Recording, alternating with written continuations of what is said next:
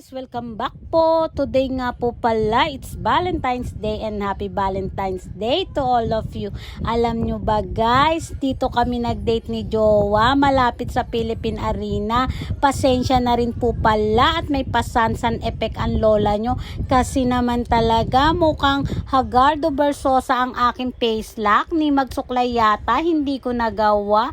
Diyos ko, kakamadali ko. Akala ko naman may date kami. Yun pala, dito lang pala kami malapit sa Philippine Arena at mag-practice daw ako mag-drive. My God, ito talagang hobby ko.